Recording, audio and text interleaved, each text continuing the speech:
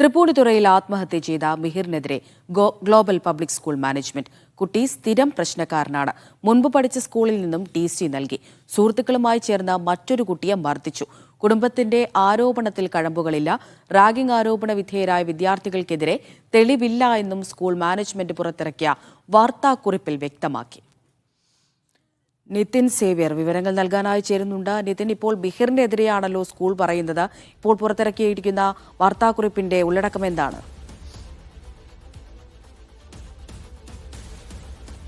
അമൃത, കഴിഞ്ഞ ദിവസം ഇന്നലെ രാത്രി മിഹിറിന്റെ അമ്മ ഇൻസ്റ്റഗ്രാമിൽ ഒരു പോസ്റ്റ് ഇട്ടിരുന്നു. അതായത് ഈ ഗ്ലോബൽ പബ്ലിക് സ്കൂൾ അധികൃതർ മിഹിറിന്റെ സഹപാഠികളെ ഈ വാർത്തയുമായി ബന്ധപ്പെട്ട കാര്യങ്ങൾ പുറത്തു പറയുന്നതെന്നും ഭീഷണിപ്പെടുത്തുന്നു. അത്തരം കാര്യങ്ങൾ പുറത്തു പറഞ്ഞാൽ സ്കൂളിൽ നിന്നും വിലക്കേർപ്പെടുത്തും, പരീക്ഷ എഴുതാൻ സമ്മതിക്കില്ല എന്ന് പറഞ്ഞ് ഭീഷണിപ്പെടുത്തുന്നു എന്ന് പറഞ്ഞ് മിഹിറിന്റെ അമ്മ കഴിഞ്ഞ ദിവസം ഇൻസ്റ്റഗ്രാമിൽ ഒരു പോസ്റ്റ് ഇട്ടിരുന്നു. അതിന് പിന്നാലെയാണ് ഇപ്പോൾ ഗ്ലോബൽ പബ്ലിക് സ്കൂൾ ഇത്തരത്തിൽ ഒരു വാർത്താക്കുറിപ്പ് മിഹിറിനെതിരെ പുറത്തിറക്കുന്നത്. അതായത് മിഹിർ സ്ഥിരം പ്രശ്നക്കാരനാണ്.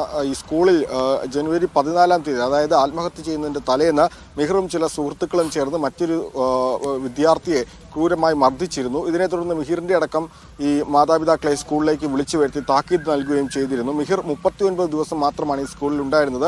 നേരത്തെ പഠിച്ചിരുന്ന സ്കൂളിൽ ഒരു പെൺകുട്ടിയെ ഉപദ്രവിച്ചതിന് ഈ മിഹിറിനെ ആ സ്കൂളിൽ നിന്നും TC നൽകി പുറത്താക്കിയതെന്നാണ് ഗ്ലോബൽ പബ്ലിക് സ്കൂൾ ഇപ്പോൾ പറയുന്നത്. അതുകൊണ്ട് തന്നെ പക്ഷേ ആ വിദ്യാർത്ഥിക്ക് രണ്ടാമതൊരു അവസരം നൽകാനാണ് തങ്ങളുടെ സ്കൂളിൽ അവസരം നൽകിയത്.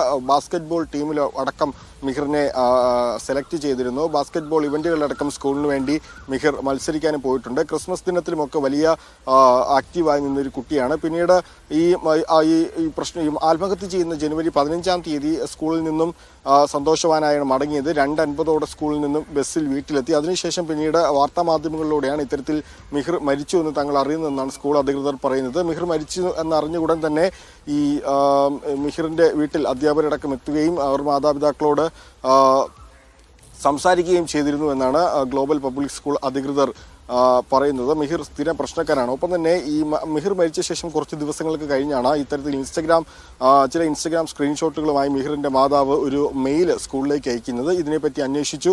ഈ മെയിൽ വന്ന ഉടൻ തന്നെ പോലീസിനെ അറിയിച്ചിരുന്നു. ഒപ്പം ഈ ആരോപണ വിധേയരായ കുട്ടികളുടെ മാതാപിതാക്കളെ വിളിച്ചു വരുത്തുകയും അവരോടക്കം കാര്യങ്ങൾ ചോദിക്കുകയും ചെയ്തു. എന്നാൽ ഈ വിദ്യാർത്ഥികൾ ഇത് നിഷേധിക്കുകയാണ് ചെയ്തത്. ഇത്തരത്തിൽ തങ്ങൾ മിഹിറിനെ റാഗ് ചെയ്തിട്ടില്ല എന്നവർ പറയുന്നു. ഒപ്പം ഈ ആരോപണത്തിൽ അല്ലെങ്കിൽ മിഹിറിന്റെ മാതാവ് നൽകിയ പരാതിയിൽ യാതൊരുവിധ തെളിവും കണ്ടെത്താൻ സ്കൂളിനായിട്ടില്ല. അതുകൊണ്ട് തന്നെ ഈ വിദ്യാർത്ഥികൾക്കെതിരെ നടപടിയെടുക്കാൻ സാധിക്കില്ല എന്നാണ് ഇപ്പോൾ സ്കൂൾ പറയുന്നത്. ഒപ്പം തന്നെ ഹിൽ പാലസ് പോലീസ് സ്റ്റേഷനിലും അന്ന് തന്നെ ഈ മെയിലടക്കമുള്ള കാര്യങ്ങൾ നൽകി പോലീസിനെ അറിയിച്ചിരുന്നുവെന്നും സ്കൂൾ മാനേജ്മെന്റ് പറയുന്നുണ്ട്. ഏതായാലും ഇപ്പോൾ ഈ ആത്മഹത്യ ചെയ്ത വിദ്യാർത്ഥിയായ മിഹിറിനെതിരെയാണ് നിലവിൽ സ്കൂൾ മാനേജ്മെന്റ് ഇത്തരത്തിലൊരു വിശദീകരണ കുറിപ്പിറക്കുന്നത്. മിഹിർ സ്ഥിരം പ്രശ്നക്കാരനായിരുന്നു എന്നടക്കമുള്ള കാര്യങ്ങൾ ചൂണ്ടിക്കാട്ടിയാണ് ഇപ്പോൾ ഇത്തരത്തിൽ ഇവർ ഒരു വാർത്താക്കുറിപ്പ് ഇറക്കുന്നത്. കഴിഞ്ഞ ദിവസം ഈ പൊതുവിദ്യാഭ്യാസ ഡയറക്ടർ നടത്തിയ അന്വേഷണത്തിൽ ചോദ്യങ്ങളോട് കൃത്യമായി പ്രതികരിക്കാൻ സ്കൂളിന് കഴിഞ്ഞിരുന്നില്ല. NOC അടക്കമുള്ള കാര്യങ്ങളിൽ അവ്യക്തതയുണ്ട്. അതിന് പിന്നാലെയാണ് ഇപ്പോൾ ഇത്തരത്തിലൊരു പത്രക്കുറിപ്പുമായി സ്കൂൾ എത്തുന്നത്. അമൃത.